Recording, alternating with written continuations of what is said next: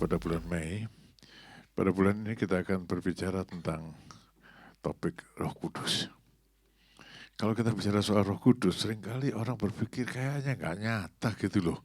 Roh Kudus apa sih gitu ya? Sepertinya kita membicarakan sesuatu yang tidak maya, ya yang maya. Kita ada nama maya di sini, Maya de Jingti. Saudara-saudara, kadang-kadang kita bicara gitu, pikir gitu tentang Roh Kudus. Padahal Roh Kudus itu kan satu pribadi yang nyata, ya, satu pribadi yang nyata dalam kehidupan kita. Itu sebabnya pada pagi hari ini kita akan berbicara soal topik pertama dalam bulan ini, yaitu erat dengan Roh Kudus.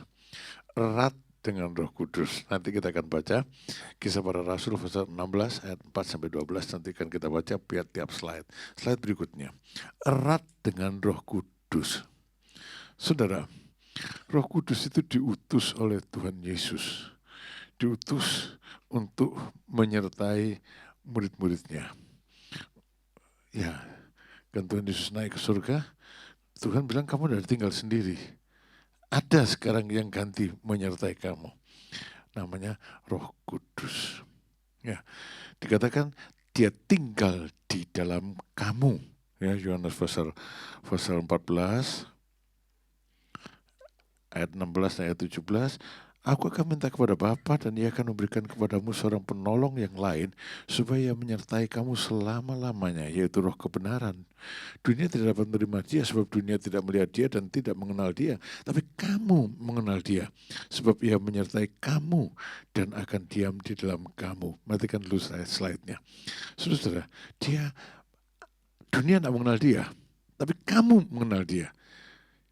Ya, bagi kamu, kata Tuhan Yesus, Roh Kudus itu nyata. Siapa kamu itu? Kamu itu rasul-rasul. Rasul-rasul itu siapa? Orang-orang yang sudah lahir baru.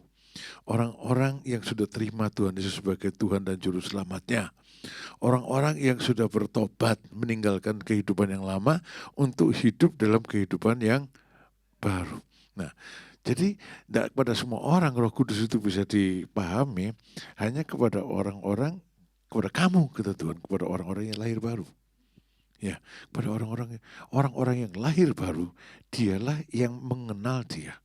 Ya, dialah yang memahami tentang Roh Kudus. Dunia, orang-orang yang tidak lahir baru, orang-orang yang dalam kehidupan lama, orang-orang yang tidak pernah bertobat, orang-orang yang ya tidak bertobat, Kristen KTP, Kristen tanpa pertobatan, ya tidak bisa menerima Dia, tidak melihat Dia, tidak nyata. Tapi kalau kepada kamu, orang-orang yang sudah lahir baru, kamu mengenal Dia. Dan Dia tinggal di dalam kamu. Dia menyertai kamu selama-lamanya. Nah, jadi hari ini langkah pertama kita pikir dulu ya, kita bicara tentang Roh Kudus, saudara memahami mengenal Dia, melihat Dia enggak? Kalau enggak, pokoknya di sini masalahnya. Ya, di sini masalahnya. Ya, kamu orang yang lahir baru, ambil keputusan yang tepat dalam hidup saudara. Ya, ambil keputusan yang tepat dalam hidup saudara. Karena kalau tidak disertai Roh Kudus, itu rugi besar. Ya, slide yang tadi. Kenapa? Sebab Dia adalah penolong yang tinggal di dalam kita. Selalu siap. Meminta tolong kapan aja Dia ada. Penolong yang tinggal di dalam kita.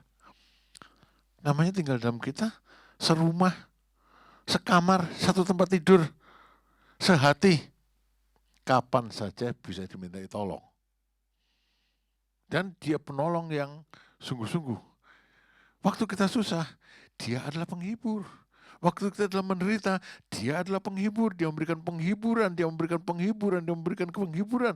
Sehingga kalaupun kami menderita, maka penghiburan dari Allah itu membuat kami kuat dan mampu keluar dari segala penderitaan kami.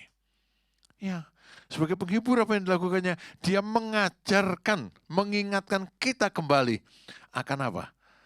Akan semua janji Allah, akan firman-Nya. Saudara mungkin pulang sudah lupa, tapi saudara mendengar. Kalau ada Roh Kudus di hati saudara, maka pada satu saat saudara sedang menderita, saudara sedang kepepet, maka Roh Kudus mengingatkan kepada saudara firman yang pernah saudara dengar. Kembali menguatkan kita. Dia mengajar sebagai penghibur, dia bukan penghibur sialan. Ngerti penghibur sialan? Penghibur tapi tidak menghibur. Ya, tapi dia adalah penghibur yang sungguh-sungguh yang mengajarkan, yang memberikan pengharapan kepada kita, yang menunjukkan kepada kita jalan keluar. Lalu dia memimpin kita ke dalam seluruh kebenaran. Ya, ya, dia memimpin kita kepada seluruh kebenaran. Orang yang akrab dengan Roh Kudus dan mau dipimpin oleh Roh Kudus, dia jalannya pilihan-pilihannya benar. Dia tidak melakukan pilihan-pilihan hidup yang salah. Kenapa kita banyak kejeblos? Karena pilihannya salah. Karena pilihannya salah. Tapi kalau kita hidup pimpin Roh Kudus, akrab dengan Roh Kudus, pilihan kita benar, saudara. Ya enggak 100% lah, saya juga kadang-kadang mikir, aduh kenapa saya ngambil keputusan begitu, kita masih daging. Dan seringkali kita, atau kadang-kadang atau seringkali kita nggak peka. Tapi kita dipimpin untuk mengambil keputusan yang benar. Dalam hal ini juga memperbaiki keputusan yang salah yang pernah kita ambil bertahun-tahun yang lalu. Karena itu, saudara, kita perlu untuk menyadari Roh Kudus tinggal di dalam kita, mengalami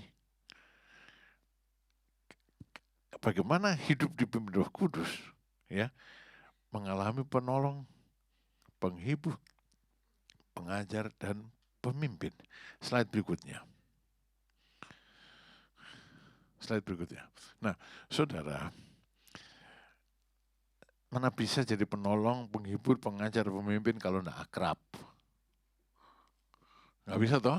Roh Kudus rindu untuk memiliki hubungan yang erat, akrab dengan orang percaya. Ya, contohnya Paulus dan Silas serta jemaat mula-mula memberikan contoh eratnya hubungan tersebut, bukan berarti jemaat sekarang enggak. Tapi kita ambil contoh yang dalam Alkitab. Ya, apa tandanya bahwa seorang erat dengan Roh Kudus? Matikan dulu. Jadi gitu saudara ya. Roh Kudus juga dia tahu. Ya, kita juga tahu lah. Orang yang tidak akrab dengan kita nggak bisa tolong. Kita nggak bisa kasih nasihat. Soalnya apa? Nggak terbuka toh. Gimana kabarnya baik-baik saja padahal sedang tidak baik. Ya, gimana? Oh nggak apa-apa, puji Tuhan aja padahal sedang kejeblos. Ya, sedang kejeblos habis-habisan. Ya, nggak bisa ditolong dan tidak bisa menolong. Seringkali Roh Kudus itu tidak bisa menolong kita. Tidak menolong kita karena kita memang tidak akrab dengan Dia. Kita tidak terbuka dengan Tuhan. Ya, saudara, saya ingatkan ya, kita bisa mendustai orang. Kita bisa menutup kenyataan pada orang. Saya nggak tahu kalau saudara ngomong. Tapi ada di sorga, ada Tuhan yang melihat dan mata Tuhan melihat apa yang kita buat, apa yang kita alami. Nah, saudara, lah kalau Tuhan tahu kenapa nggak Tuhan tolong? Lah kamu ya nggak mau minta tolong kok. Kamu nggak terbuka. Ya, kan bukan berarti karena orang tahu lalu pasti menolong. Saudara-saudara, orang menolong kalau orang minta ditolong. Roh Kudus juga. Untuk itu kita perlu akrab dengan Roh Kudus. Saudara, banyak orang yang kerosok-kerosokan akrab dengan Roh Kudus, ini penting nih. Ya, beberapa hari yang lalu saya ngomong sama seseorang, lah iyo, kamu setiap merem dengar Tuhan bicara, merem melek dengar Tuhan bicara, saya bilang, tapi hidupmu nggak nyatakan bahwa kamu itu akrab sama Tuhan. Caranya kamu bicara sehari-hari nggak nyatakan bahwa kamu tuh dipimpin Roh Kudus.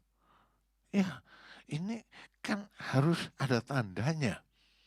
Ya toh, orang yang dipimpin Roh Kudus, waduh, dulu waktu masih muda saya diramal mati umur 58. Dulu belum kenal Tuhan. Lalu umur 58, gimana ya? Tahun ini saya diramal mati, saya itu mati gitu. Saudara, kan ini bukan orang yang penuh Roh Kudus. Ya, ini bukan orang yang akrab dengan Roh Kudus. Orang yang akrab dengan Roh Kudus punya tanda-tanda, saudara. Ya, jadi bukan asal ngomong aja. Apa tandanya? Kita ambil saja dari Paulus dan Silas, ya. Kita ambil aja dari Paulus dan Silas. Paulus dan Silas itu kayak saya sama Pak Pur gitu. ya, melayani bersama. Dalam Kisah Para Rasul pasal 16 ayat yang keempat. Nah, tapi apa saya sama Pak Pur kayak Paulus dan Silas yang saudara yang menilai lah. Tapi dia setia 21 tahun dia ada bersama-sama terus. Ya, dia ada bersama-sama terus. Nah, Kisah Para Rasul pasal 16 ayat 4. Dalam perjalanan keliling dari kota ke kota, Paulus dan Silas menyampaikan keputusan-keputusan yang diambil para rasul dan para penatua di Yerusalem dengan pesan supaya jemaat-jemaat menurutinya. Demikianlah jemaat-jemaat diteguhkan dalam iman dan makin lama makin bertambah besar jumlahnya. Jadi ini satu contoh bagaimana dua orang hamba Tuhan itu bisa melayani dan sepakat, tak bersaing. Mereka berjalan keliling untuk menyampaikan keputusan para rasul, untuk menyampaikan kebenaran, untuk menyampaikan firman Tuhan, ya, kepada jemaat-jemaat yang mereka kunjungi, tidak menyampaikan gosip, ya, tidak menyampaikan opini, amicus curiae. Nah, tidak menyampaikan itu, tapi menyampaikan keputusan para rasul, penatua dan rasul di Yerusalem yang merupakan firman Tuhan. Lanjut. Nah, mereka berkeliling. Kalau keliling zaman dulu jangan pikir pakai hotel bintang 5 sudah jalan kaki. Dan mereka jalan kaki di seluruh wilayah Turki sekarang. Saya nggak habis ngerti gimana mereka bisa melakukannya. Ya. Nah, kalau ada orang bekerja sama itu terkadang muncul godaan di dalam pelayanan untuk memiliki agenda rencana sendiri. Mau menonjol, mengesampingkan tim atau mengesampingkan orang lain dan melakukan tindakan-tindakan egois lainnya. Nah, tapi kalau orang bekerja dalam pimpinan Roh Kudus, mereka akan sepakat. Mereka akan sepakat. Dan dalam kesepakatan, Tuhan ada di situ, Tuhan bekerja. Di mana 2-3 orang berkumpul dalam namaku, aku ada di tengah-tengah mereka. 2 orang sepakat berdoa, doanya dikabulkan. Dulu ada nyanyian ya, ini teman saya yang ngarang ini.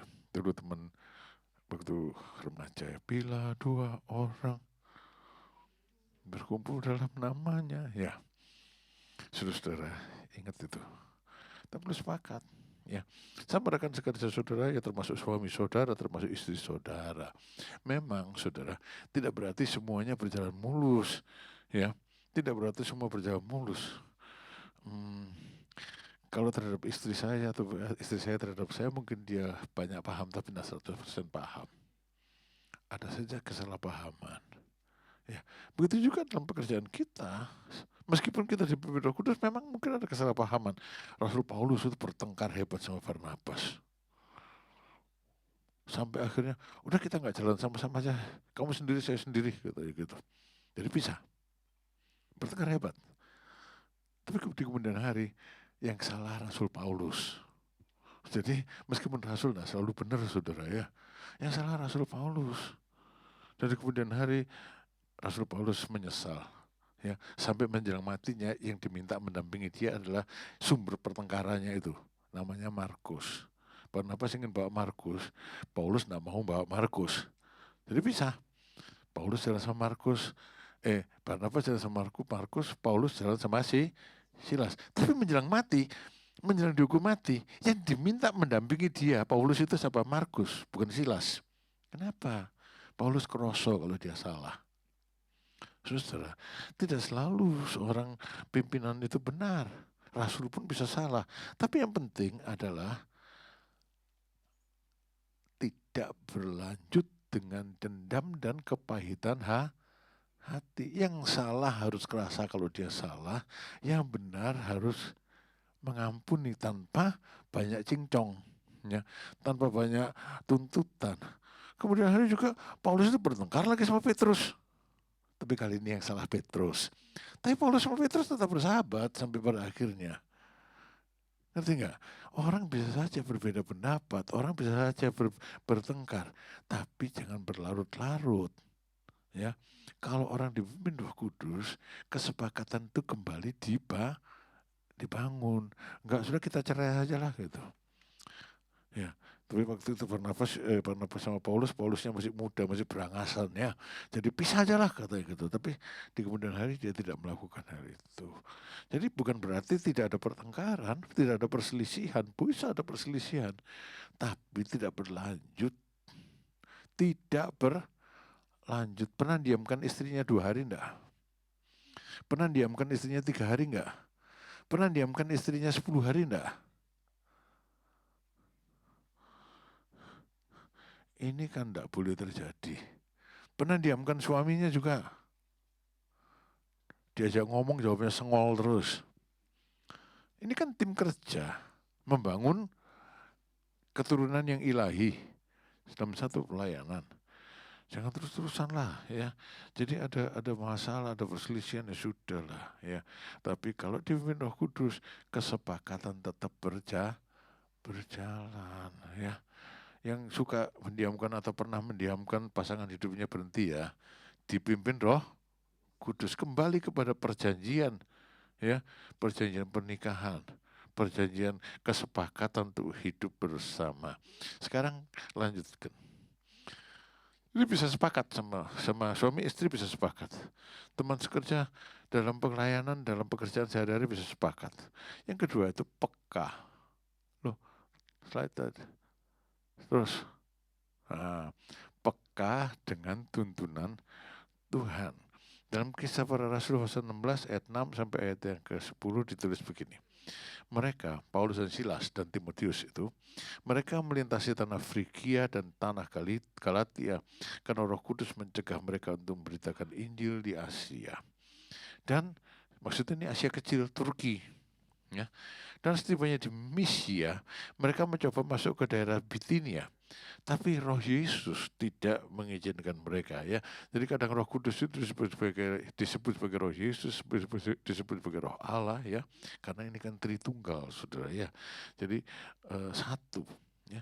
Setelah melintasi Misia, mereka sampai di Troas. Pada malam harinya, tampaklah oleh Paulus suatu penglihatan. Ada seorang Makedonia berdiri di situ dan berseru kepadanya, katanya, menyeberanglah kemari dan tolonglah kami. Setelah Paulus melihat penglihatan itu, segeralah kami mencari kesempatan untuk berangkat ke Makedonia.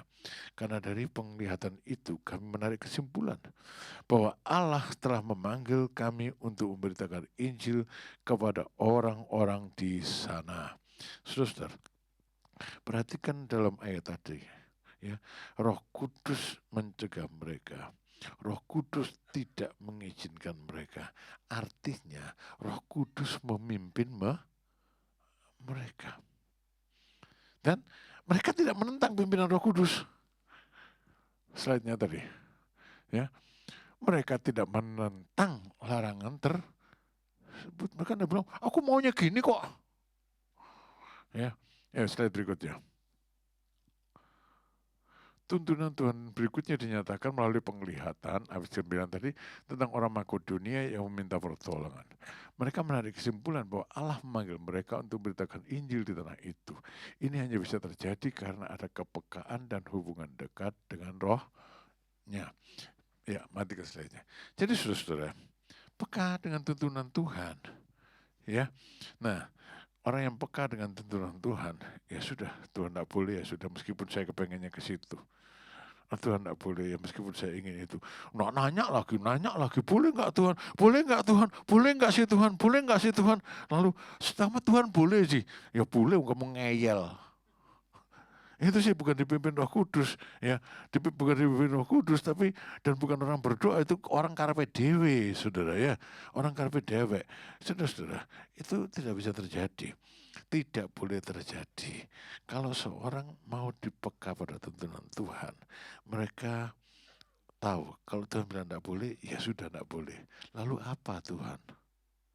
Lalu apa Tuhan? Lalu apa Tuhan? Saudara, itu yang dilakukan oleh Paulus dan Silas.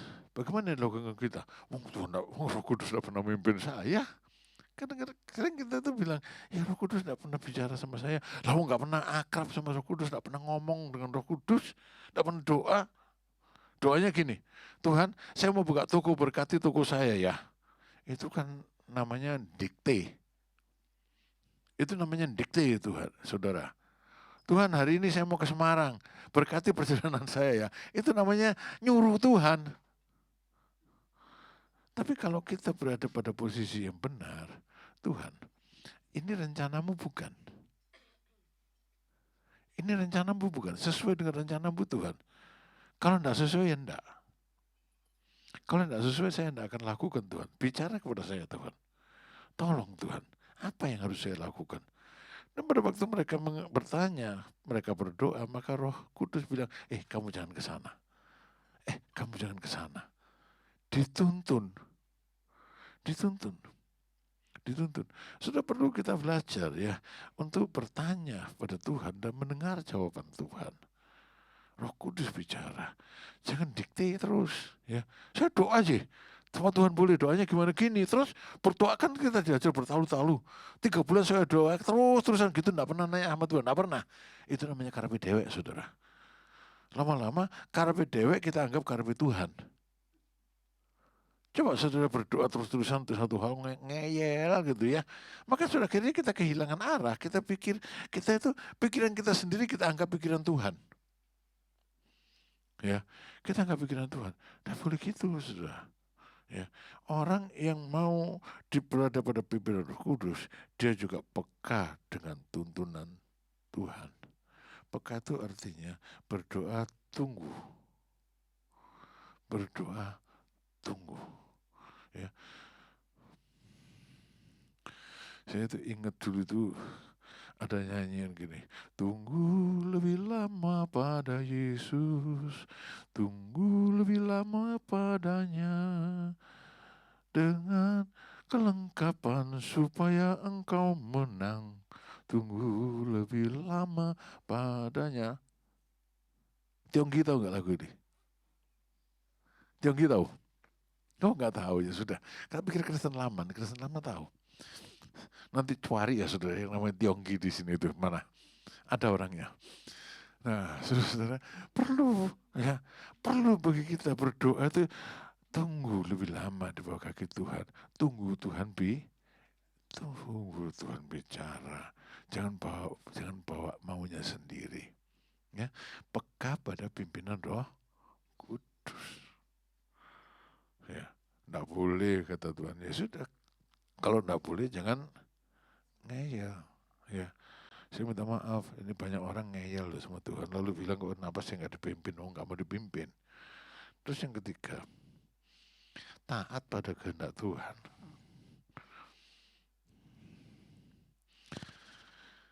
Dalam Kisah Para Rasul pasal 16 ayat 11 sampai 22. Lalu kami bertolak dari Troas dan langsung berlayar ke Samotrake. Dan keesokan harinya tibalah kami di Neapolis. Dari situ kami ke Filipi, kota pertama di bagian Makedonia ini. Satu kota perantauan orang Roma. Di kota itu kami tinggal beberapa hari. Saudara-saudara, kemudian ada penglihatan pada mereka. Kesini katanya. Mereka lihat orang Makedonia. Lalu mereka memutuskan, oh iya, kalau gitu kami harus ke Makedonia. Makedonia itu di Eropa. Ya, menyeberang ke Eropa. Mereka taat, meskipun mereka tidak punya rencana ke sana. Lanjut slide berikutnya. Meskipun rencana kita baik, seperti Paulus dan Silas berencana memberitakan Injil di Asia, tapi kehendak dan rencana Tuhan pasti lebih baik. Mereka yang erat dengan Roh Kudus bersedia mengorbankan agenda rencana pribadinya untuk kepentingan Roh Kudus sesuai dengan nasihat Roh Kudus, serta bersedia berjalan dalam ketaatan kepadanya. Dan hasilnya luar biasa. Saudara ini jadi Kristen sekarang ini, kenal Tuhan Yesus, itu karena Paulus dan Silas pada waktu itu mau menyeberang ke Makedonia.